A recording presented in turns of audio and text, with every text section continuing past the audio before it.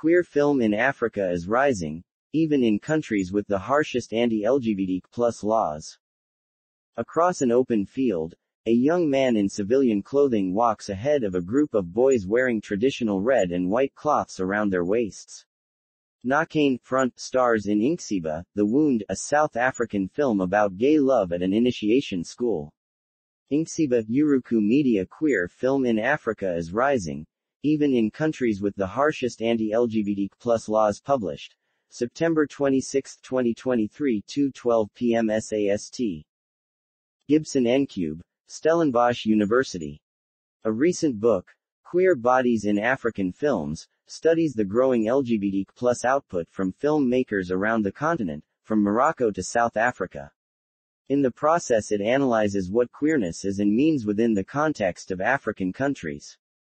Its author, Gibson Ncube, is a lecturer and scholar who focuses his research on queerness in African cultural production, from literature to films. We asked him 4 questions. Is there a growing queer representation in films from African countries? Yes, the last decade has seen a proliferation of these films. Nigeria's Nollywood has produced a considerable body of films portraying queer lived experiences. Although most of these experiences remain largely formulaic and moralistic, there have been films like the 2020 lesbian love story Ife which offer positive images of queerness in Nigeria. A book cover with a black and white photo of a person's naked back with the words Queer Bodies in African Films NISC. With its long history of queer representation in film, South Africa continues to produce work that highlights the diversity of LGBTQ+ experiences. Christian Olwagen's coming-of-age war musical Canary appeared in 2018. The following year saw Mafi by Oliver Hermanus, set in the apartheid army. And Bonnie Sithabe's 2022 lesbian drama Valley of a Thousand Hills is set in traditional rural South Africa. Importantly, there have also been features from countries that previously had not produced such themed films. For example, the 2015 Chindas is about a queer carnival in Cape Verde. Kapana is a 2020 gay love story from Namibia. A documentary about being gay in conservative Sudan, The Art of Sin, appeared in 2020. Also, there have been films from countries with some of the harshest LGBTQ+ laws, such as Nigeria, Hell and High Water, Uganda, The Pearl of Uganda, and Kenya, I Am Samuel. But filmmakers still have to contend with diverse forms of banning and censorship.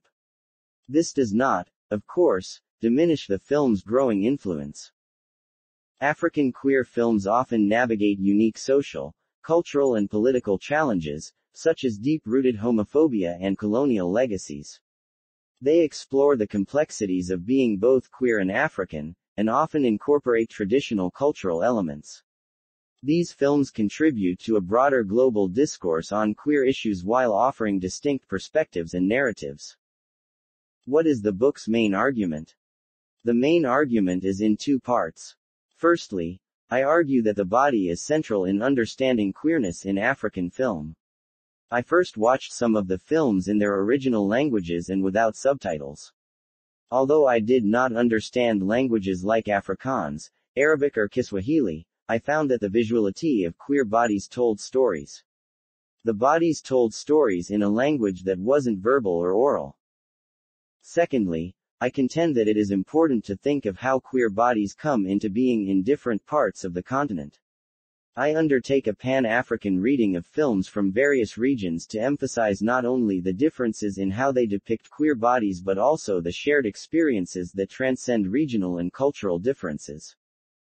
One of the main differences between films north and south of the Sahara is the openness of depicting queerness. In North African films, queerness exists in silence and is expressed through suggestive language. In sub-Saharan films, there is a move to more unconcealed representations. But the films capture the cultural and social realities of the societies being portrayed. Please tell us about a few of the films you studied. Some were better known than others. I examined contemporary films like Schoonheid, Beauty, by Oliver Hermanus, the 2011 gay drama set in a conservative Afrikaans community, and the 2013 Moroccan coming-of-age drama Salvation Army by Abdel Attaya.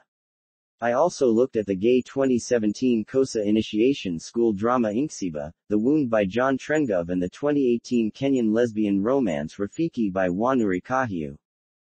These films have attracted considerable academic attention, but I reread them by focusing on the representation of the queer bodies.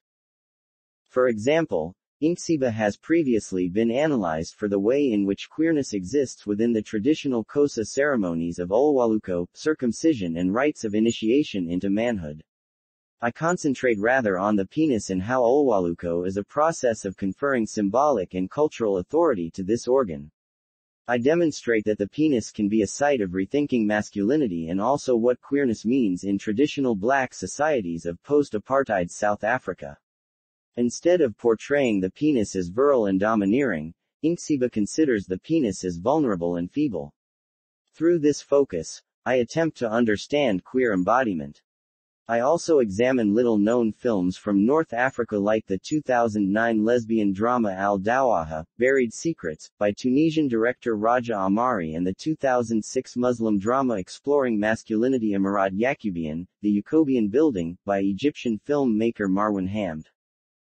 Through their varied depictions, these films play a significant role in making visible marginalized gender and sexual identities. They provide a crucial visual archive that contributes to our understanding of queer lives in North Africa. What did you learn from studying these films?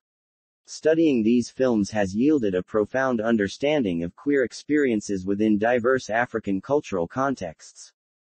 They undoubtedly shape our understanding of queer lives and experiences in a continent where queerphobia remains rampant. The films provide vital representation, challenging stereotypes and fostering visibility for marginalized communities. African queer cinema contributes to global discussions on important human rights questions. The films also showcase cinematic innovation and underscore the role of media in social change. Moreover, studying these films chronicles the journey of queer rights in Africa. It reflects both progress and setbacks, while fostering community building and solidarity among queer individuals and allies. The book highlights the rich diversity of experiences within African LGBTQ+ communities. It debunks the myth that queerness is un-African and a Western import and shows that queer individuals have always been part of African societies.